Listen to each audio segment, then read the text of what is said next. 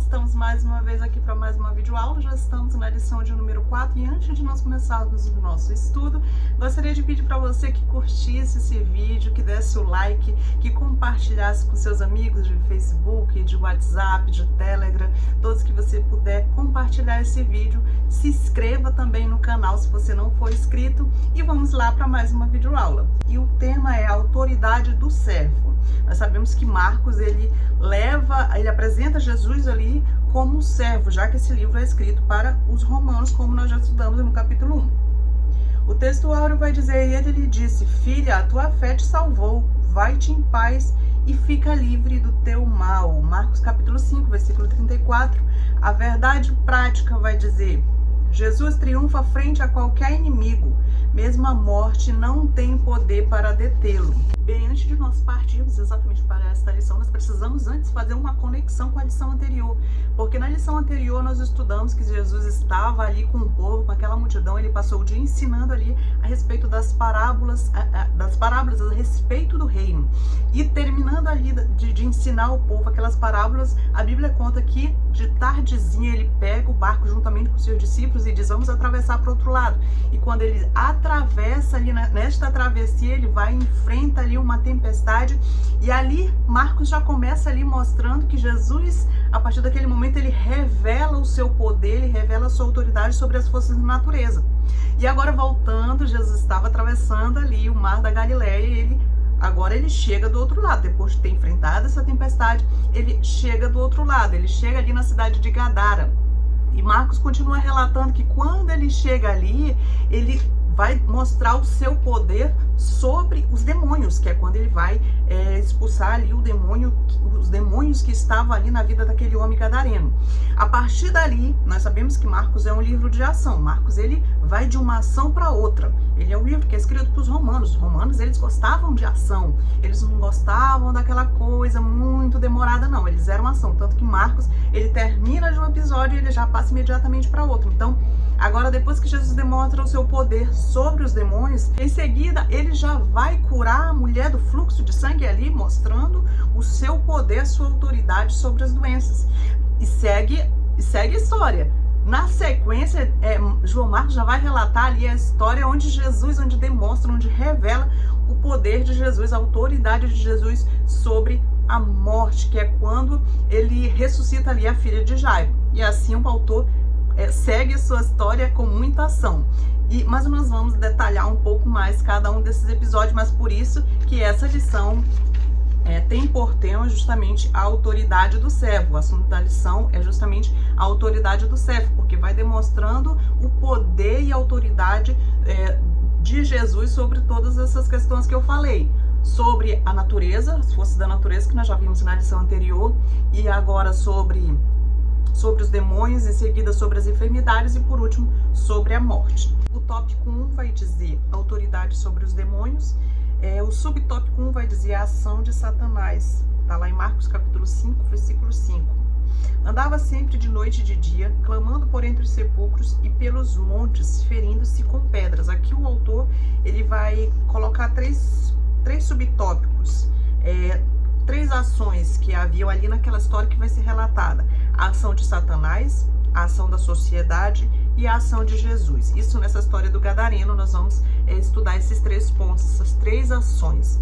Começando a falar da ação de Satanás, que era justamente o que estava ali sob o domínio daquele homem que era gadareno. Agora nós precisamos voltar ao contexto.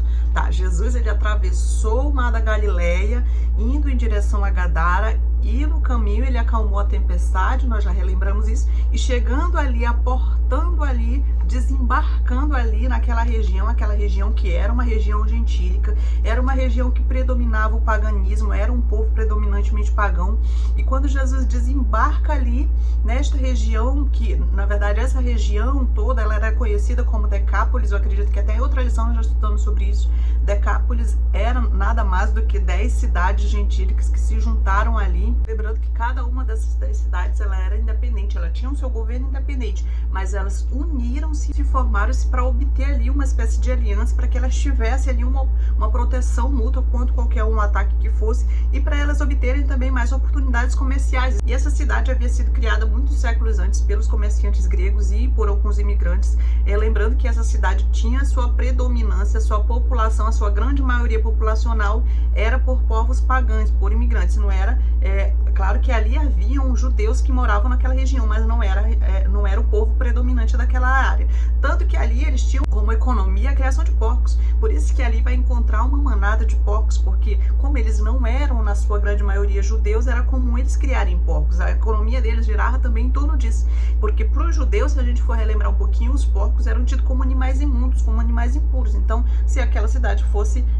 na sua predominância a população judia, não teria sentido ter a criação de porcos, mas como era uma cidade que tinha predominância de gentios, de pagãos, por isso era comum ali a criação de porcos. E essa história vai continuar, vai transcorrer. Marcos vai contar que Jesus desembarca ali ao pé daquele despenhadeiro, e Marcos também vai dizer que ali haviam sepulcros e havia ali um cemitério, onde ali existia um homem que ficava vagando por aquele cemitério. Ele morava naquele cemitério e diz que ele andava por ali nu, que ele era um homem violento, que ele era um homem atormentado, que ele era um homem desequilibrado, e que as pessoas tinham medo de passar por ali justamente por conta desse homem. E lembrando aqui do nosso tema, que é justamente a ação de Satanás, se nós formos observar, a ação de Satanás na vida desse homem é muito destruidora, porque se nós formos ver, ele perdeu a família, ele perdeu a liberdade, ele por várias vezes ele foi preso, conforme Marcos vai descrever aqui, ele foi preso por várias vezes, só que ele não continuava preso, porque ele quebrava tanto as algemas como ele quebrava as cadeias, ou seja, ninguém conseguia prendê-lo. Mas nós precisamos aqui notar que a ação de Satanás na vida desse homem, ela foi completamente destruidora, arrasou, acabou com a vida daquele homem. E nós precisamos também ver, e a gente nota aqui, na verdade, que é abordado um tema sobre a possessão demoníaca, né? Que nós precisamos também saber que a possessão demoníaca não é um mito, a possessão demoníaca, ela é um fato, ela de fato ocorre. E esse homem aqui, ele é identificado como uma pessoa possessa, ou seja, ele tinha dentro de si uma entidade maligna.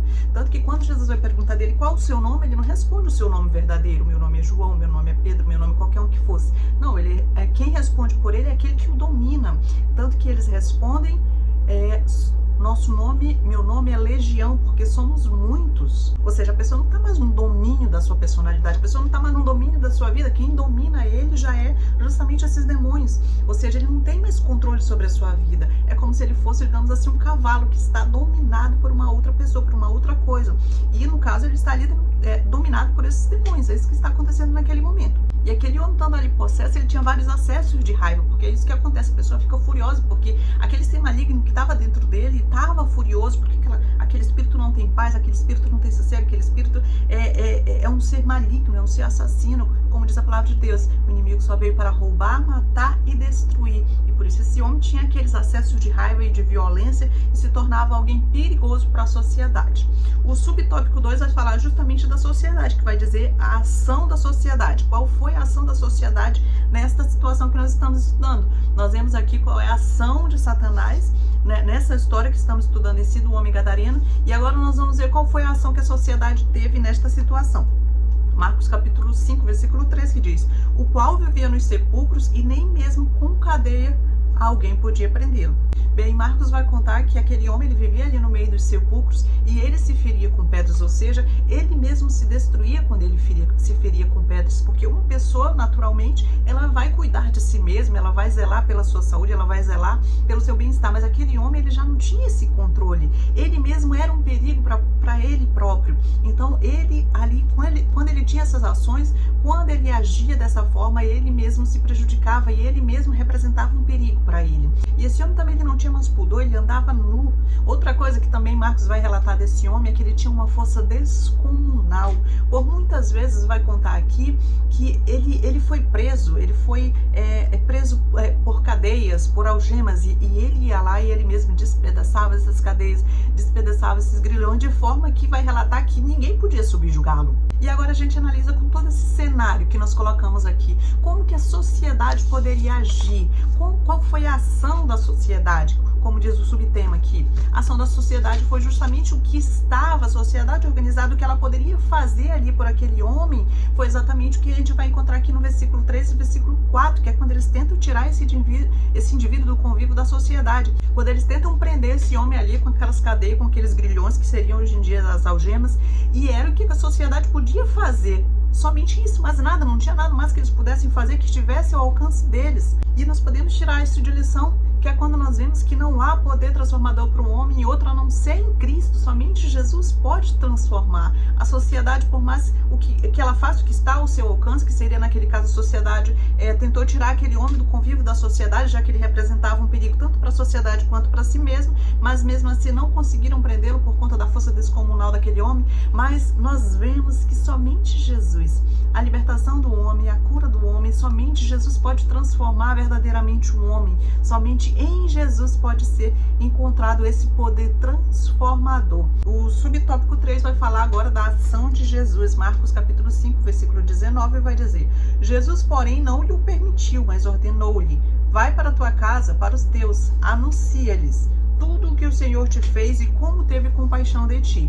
E a história vai contar que aquele homem endemoniado, ao ver Jesus chegando, ele corre ao seu encontro, ele desce as montanhas, ele se prostra aos pés de Jesus e ali ele afirma e reconhece que Jesus é o Filho do Deus vivo, o Filho do Deus Altíssimo, que ele tem todo o poder, e ele também ali vai reconhecer que existem penalidades eternas quando ele diz: não nos mande para o abismo. E a gente vê aqui como o inimigo, como Satanás, ele leva as pessoas para a impureza, porque a gente vê que esse homem vivia no meio do sepulcro, ele vivia ali entre os mortos. E a gente sabe que para o povo de Israel, para o povo judeu, andar ou viver nos sepulcros era tido como uma coisa impura. Então, com isso, quando os demônios, a gente nota que quando os demônios entram na vida de uma pessoa, eles levam essa pessoa para a impureza, eles levam essa pessoa para a sujeira. Como nós vemos como era a história desse homem, como esse homem vivia ali sem paz, sem ter sossego, sem ter tranquilidade, sem paz na mente, sem paz no coração, sem paz na alma. E o autor da revista também aqui, ele nos leva à pergunta que Jesus fez, quando ele diz: qual é o teu nome? E eles respondem justamente: meu nome é Legião, porque nós somos muitos. É isso que eles respondem. E a gente precisa lembrar que Legião é uma corporação romana. Nós já estudamos sobre isso quando nós estudamos o livro de Mateus, que é uma corporação romana de 6.000 soldados. A Legião era o exército mais temido de Roma naquele período. Ele era ali um exército de invasão, de crueldade, de destruição, que era a Legião romana. Era posta de infantaria e de cavalaria, e numa legião romana também havia os flecheiros, também havia os estrategistas, também havia os combatentes, também havia os incendiários, que manejavam também a espada, estava ali. Onde passava a legião romana, deixava para trás um rastro de morte e destruição. Era assim que acontecia quando a legião romana passava em qualquer lugar, ele já sabia o que iria acontecer. Então a legião romana era a máquina mais temida e mais poderosa da época para devastar e para destruir. Tanto é o poder que ela tinha, de poder de destruição que a legião romana tinha. E quando Jesus pergunta qual o seu nome, que ele responde ali Legião, a gente tem que entender que na frente dele vinha todos esses fatos, que ali havia assim um poder de destruição enorme dentro daquele homem. Por isso que ninguém podia subjugá-lo, por isso que ele quebrava correntes, por isso que ele quebrava gemas, cadeias, porque justamente todo esse poder de destruição encontrava-se ali dentro daquele homem. Quando Jesus manda aqueles demônios sair, eles fazem alguns pedidos, ele diz: Senhor, não nos atormentes. Outro pedido que ele faz é: não nos mande para o abismo. Outro pedido que ele faz é: não nos mande para fora do país. E o último pedido é: mande-nos para essa manada de porcos. Justamente porque ali tinha uma manada de porcos, onde tinham pastores que estavam pastoreando essa manada de porcos, e uma manada de porcos seria aproximadamente 12 mil porcos que estavam pastando ali naquela região. Então Jesus, ele resolve atender o pedido desses demônios. Então sai do homem que estava ali possesso por aqueles demônios, 6.000 demônios, e lançam-se sobre esses 12.000 porcos, e esses porcos vão e se lançam sobre o precipício, no precipício. Então Jesus liberta, Jesus salva aquele homem. Mais do que isso, Jesus o comissiona, Jesus o envia como missionário para aquelas 10 cidades pagãs, para aquelas 10 cidades gentílicas, para levar o nome dele, para falar do que Jesus havia feito na vida dele. E veja só que investimento maravilhoso, que investimento glorioso que Jesus fez ali na vida daquele homem. Jesus o libertou, Jesus o curou, Jesus o salvou, Jesus o transformou e ainda o instrumentalizou para enviar ali como missionário para aquela região. e Jesus liberta aquele homem, Jesus devolve para aquele homem a dignidade da vida. E se a gente for ver, continuar lendo ali, aquele homem agora encontra-se aos pés de Jesus, aquele homem que outrora andava nu, que outrora andava entre o sepulcro, que se cortava com pedras, aquele homem que não tinha dignidade, aquele homem que era violento, aquele homem que era furioso, que era temido pela sociedade. Agora aquele homem está ali, encontra-se sentado aos pés de Jesus, sim, aos pés de Jesus, não mais nu, porque quem gosta de mostrar um homem nu e tirar a roupa das pessoas porque elas percam aquele senso de dignidade humana é o diabo. Mas Jesus não, quando aquele homem que estava nu, que não tinha respeito por si mesmo e nem pelas pessoas, que não tinha mais pudor, que não tinha o menor senso de decência ali, naquele momento ele encontra-se aos pés de Jesus, não mais nu, agora ele encontra-se vestido, porque Jesus ele traz isso para a pessoa. Quando ele entra na vida da pessoa, a pessoa passa a ter dignidade, a pessoa passa a ter amor próprio, a pessoa passa a ter respeito pelo seu corpo. É isso que aconteceu com aquele homem, que agora não está mais sob o domínio de Satanás, agora está liberto e sentado aos pés de Jesus, vestido. Jesus devolveu para aquele homem a sanidade mental, porque se nós continuarmos lendo, vai dizer que aquele homem estava em perfeito juízo. Aquele homem que antes disso, que outrora encontrava-se desequilibrado, violento, sem controle de si mesmo, agora aquele homem está ali liberto. E aquele homem, Jesus dá para ele uma gloriosa missão de levar justamente o seu evangelho, de levar o seu testemunho para toda aquela cidade, para todas aquelas cidades que estavam ali, para aquela Decápole, aquelas 10 cidades gentílicas, aquelas 10 cidades pagãs agora seriam evangelizadas através deste homem que foi liberto por Jesus. E é interessante nós notarmos que nesse texto tem 3 pedidos. Primeiro nós vamos encontrar o pedido dos demônios, depois nós vamos encontrar o pedido do povo gadareno, e em seguida nós vamos encontrar o pedido deste homem gadareno que outrora estava possesso por demônios, mas agora encontra-se liberto. Então nós vamos encontrar esses 3 pedidos. O primeiro pedido que nós vamos encontrar, nós já até citamos aqui, que é justamente o pedido dos demônios, quando eles dizem: não nos atormente, não nos mande por abismo, não nos mande para fora do país e por último nos mande para esta manada de porcos. E a gente nota que Jesus atendeu os pedidos desses demônios. Sim, Jesus atendeu o pedido deles.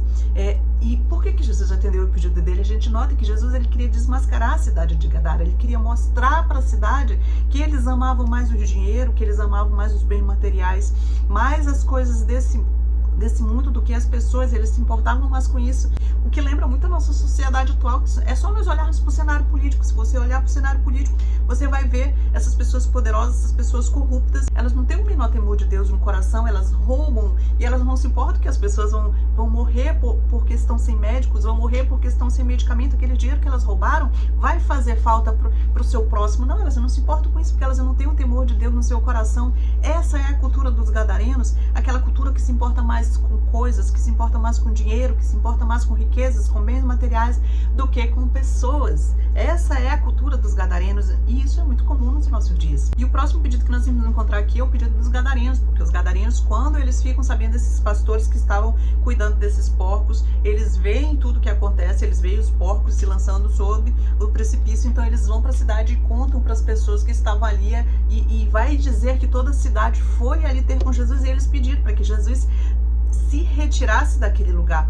E a palavra de Deus vai dizer que Jesus entrou no barco e partiu. Por que Jesus fez isso? Por que Jesus não insistiu em ficar ali?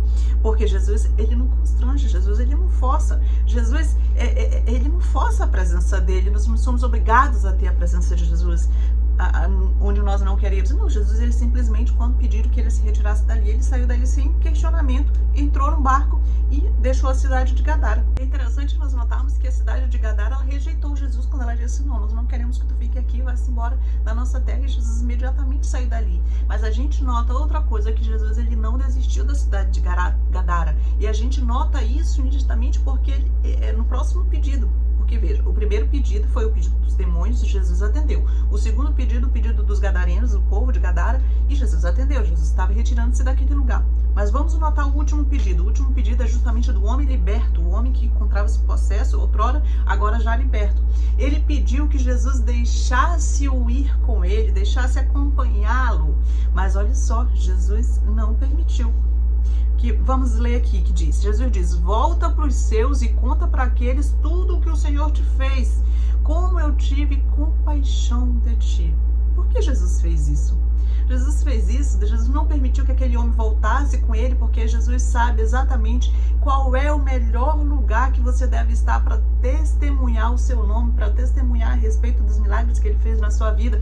E para aquele homem seria justamente ali, na sua família, justamente a sua família. Quem melhor para dar base ao testemunho daquele homem do que a sua família, que conhecia o Deus de que ele nasceu, que acompanhou os primeiros processos, quando aquele homem começou ali a estar possesso por demônios, acompanhou ele não voltando para casa, ele dormindo no meio dos sepulcros, ele nunca mais voltando, ele ficando nu, acompanhou todo o processo. E aquela cidade também, certamente toda aquela cidade conhecia o testemunho daquele homem, como ele se encontrava antes de ele se encontrar com Jesus. Então aqui Jesus sabe o melhor lugar que é para nós estarmos. Jesus sabe o lugar certo e o melhor lugar que nós devemos estar para testemunhar o seu nome.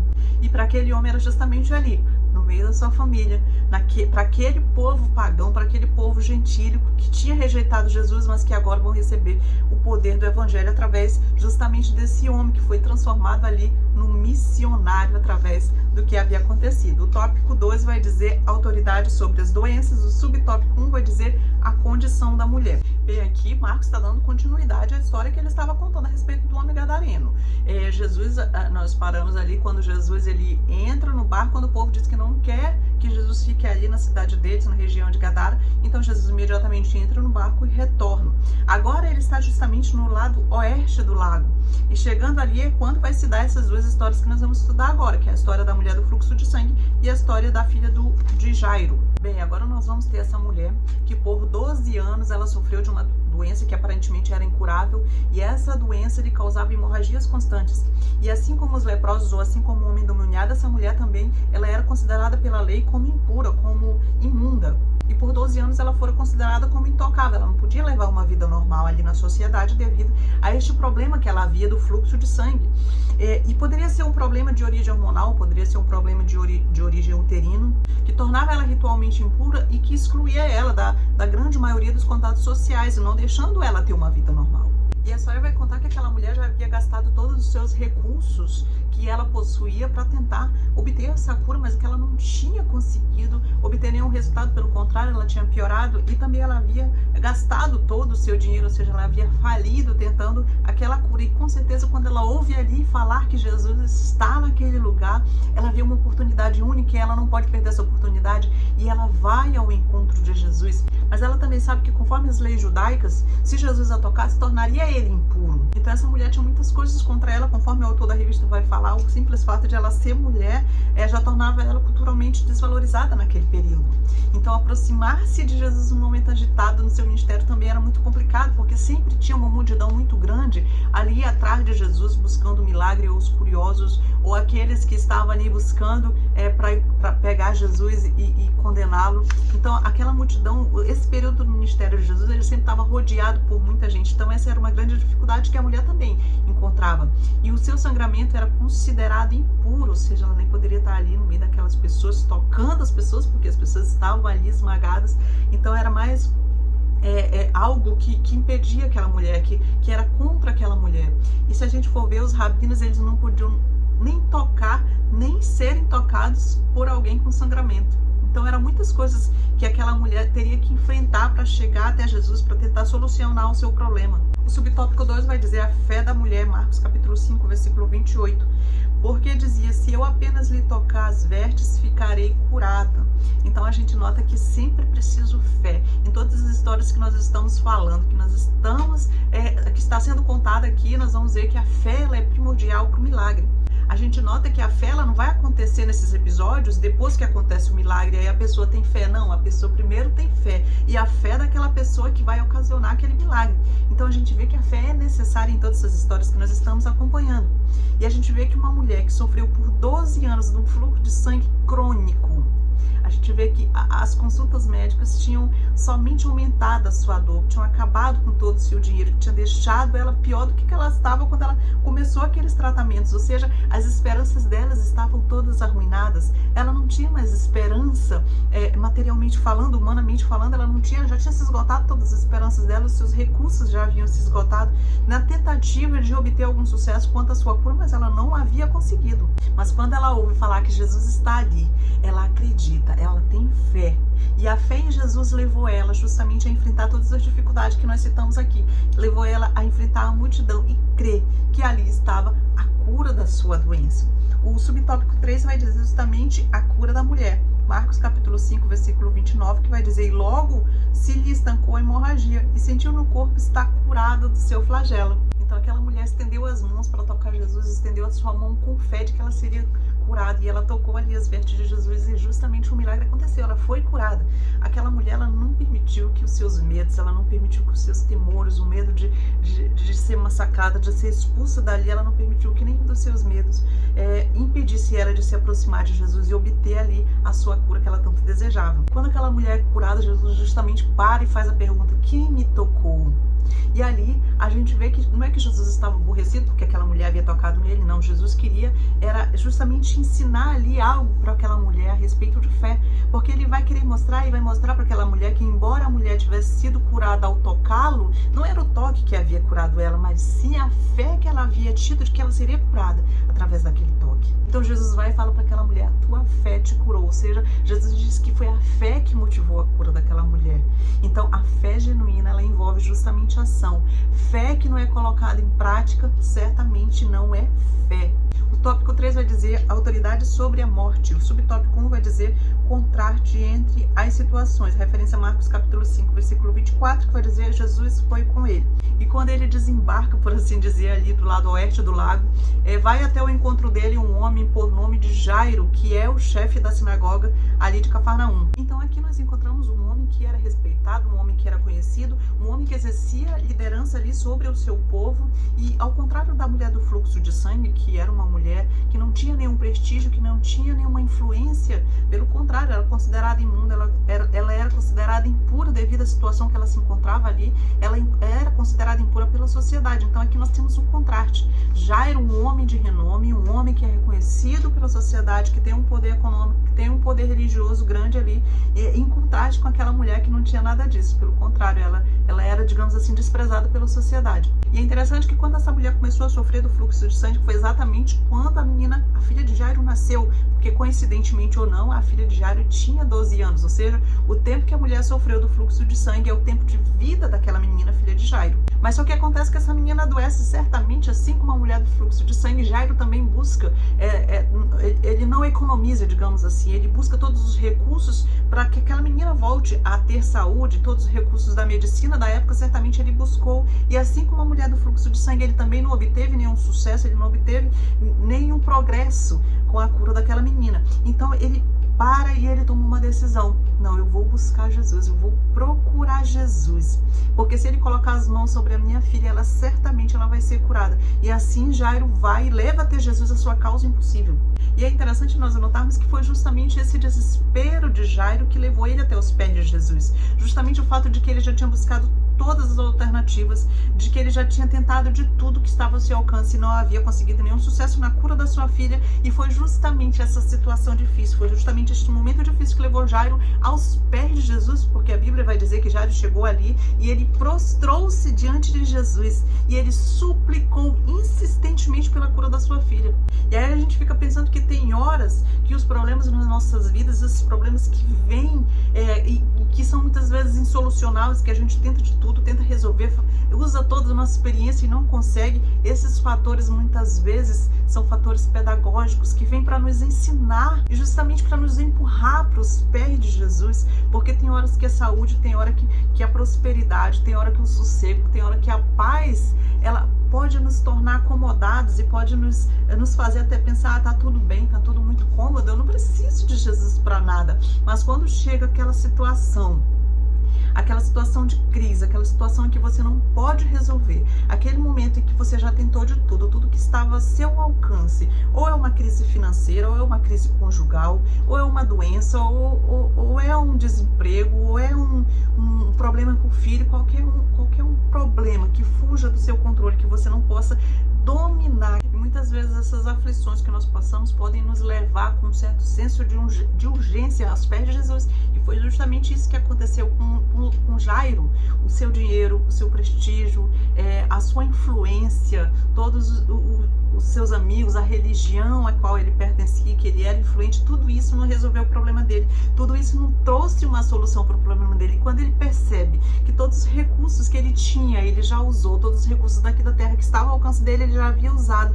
E não puderam ajudar ele. Tudo isso não pôde assistir ele na hora da dor. Então, nesse momento, ele corre para ter um encontro com Jesus. Mas é interessante nós notarmos também que Jairo, ele enfrentou algumas barreiras para chegar até Jesus. E a primeira barreira que a gente encontra aqui é justamente a barreira da posição. Sim, ele tinha uma posição de destaque ali naquela cidade, ele tinha renome, ele era responsável pelo culto, pelo funcionamento da sinagoga, ele era responsável pelos cuidados do edifício, então ele tinha ali uma postura de liderança no meio de todo aquele povo que estava ali no meio daquela multidão. Então, essa posição, tanto religiosa quanto social, quanto econômica também, poderia ser um obstáculo para ele demonstrar humildade, porque a gente tem que lembrar que ali tinha uma multidão, aquela multidão certamente era grande parte daquela cidade de Cafarnaum que estava ali, que conhecia Jairo, que sabia que ele era o líder da sinagoga, então ele poderia encontrar ali alguma dificuldade em se humilhar diante de Jesus. Mas aí ele vai e vence seu primeiro obstáculo, porque a gente vê que ele chega ali,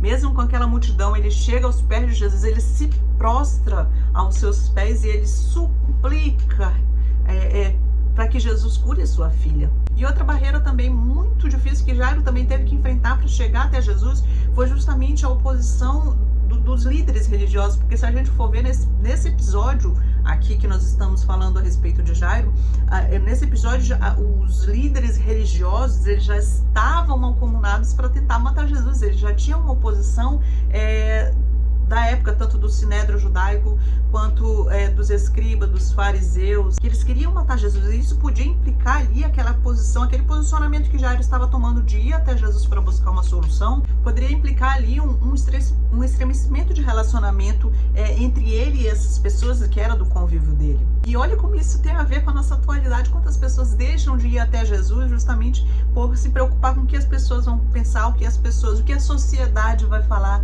o que as pessoas da faculdade vão falar, o que meus amigos do trabalho vão falar, o que a minha família vai falar, Então, muitas pessoas hoje em dia, eles encontram esse obstáculo da sociedade de pensar no que as pessoas vão falar, como elas vão me tratar com essa minha decisão de ir até Cristo, de ir até os pés de Jesus. Então, Jairo, ele também enfrentou essa dificuldade, mas ele conseguiu passar por tudo isso. E a gente vê que esse desespero de Jairo levou ele a se prostrar aos pés de Jesus. A Bíblia diz que ele se humilha, que ele se prostra aos pés de Jesus.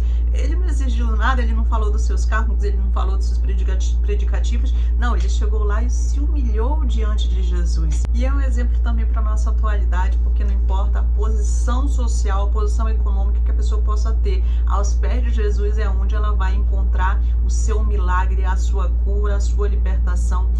Isso requer muita humildade, você chegar aos pés de Jesus, você se prostrar aos pés de Jesus e suplicar, porque se a gente for ver Jairo, ele se prostrou aos pés de Jesus e a Bíblia vai contar que ele suplicou insistentemente, ou seja, ele clamou com perseverança, ele pediu com perseverança, ele insistiu, porque Jairo, ele tinha consciência da sua necessidade, ele tinha consciência de que ele precisava urgentemente daquele milagre para sua filha e por isso ele insistiu, porque ele estava ali exercitando com isso a sua perseverança. E muitas vezes nós também precisamos exercitar a nossa perseverança. Às vezes a gente quer pedir algo de Deus e quer que ele nos dê isso logo, não quer esperar mais não. Nós precisamos exercitar a nossa perseverança, precisamos ser assim como Jairo, insistentes nas nossas súplicas. E Jairo, ele persevera ali na sua causa, ele não está disposto a desistir.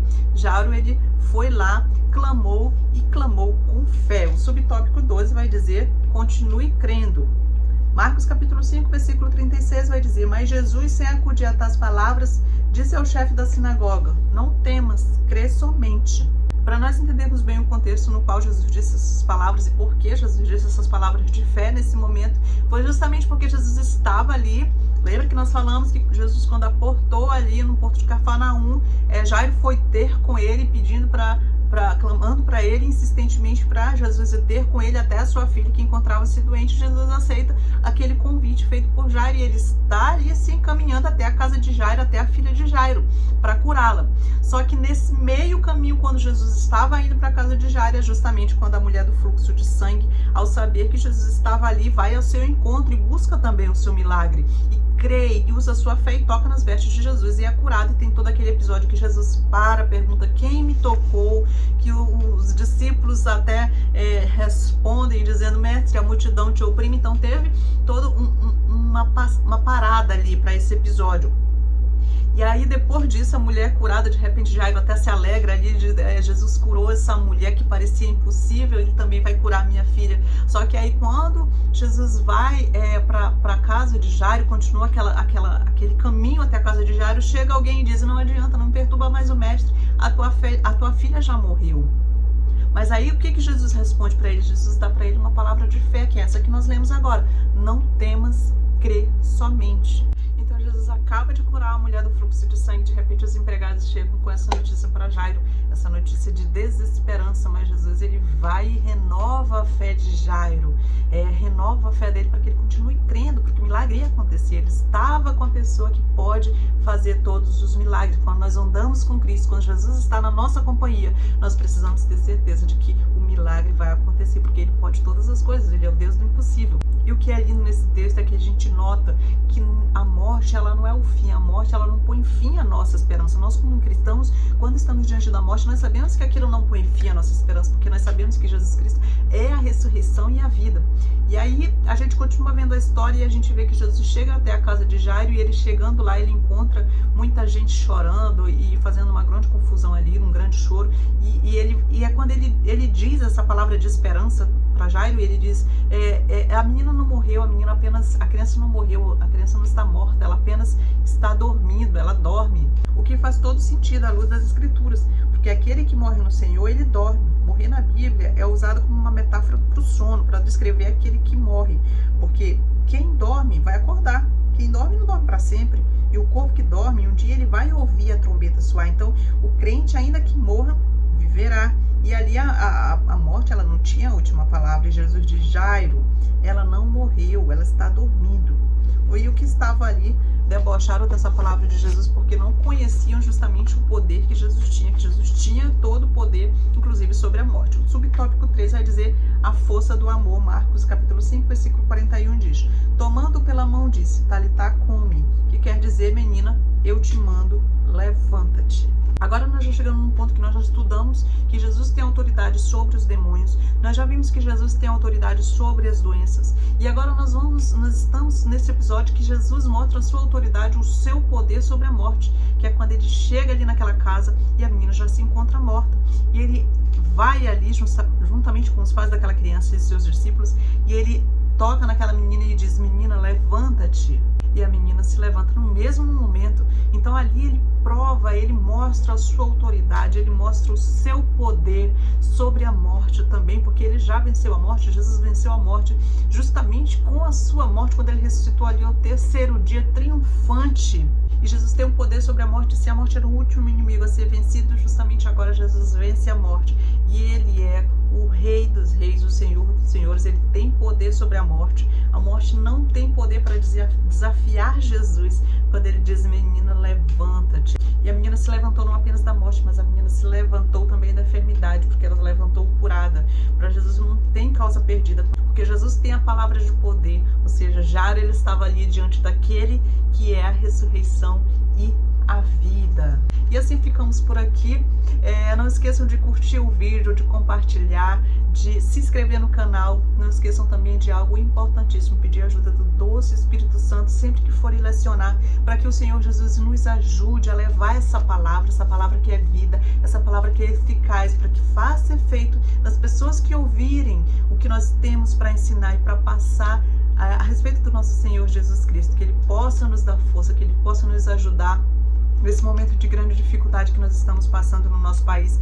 Nós que estamos acompanhando as notícias, nós temos visto que o inimigo tem se levantado ferozmente contra a nossa nação, tentando derrubar o povo de Deus, tentando calar o povo de Deus, tentando censurar a nossa liberdade, a liberdade que nós temos de falar a respeito de Jesus. Então, irmãos, sejamos muito conscientes de tudo que vamos fazer, e eu digo mais, e eu digo diretamente, sejamos conscientes do nosso voto. Sim, sejamos conscientes do nosso voto, porque nós como cristãos não podemos votar em pessoas que não defendam causas do evangelho, que não defendam princípios bíblicos. Nós precisamos votar com consciência e vamos pesquisar o que aquela pessoa está defendendo. Está defendendo a vida? Está defendendo a morte? Está defendendo a família? Então, sejamos sábios em todas as nossas decisões e peçamos também a ajuda do doce Espírito Santo nessa hora, para que nós possamos votar consciente, que nós possamos votar e que venha este voto a nos favorecer o povo de Deus, para que possamos continuar falando do seu evangelho, levando as boas novas de Jesus para todo mundo. Fiquem com Deus e até a próxima. Tchau!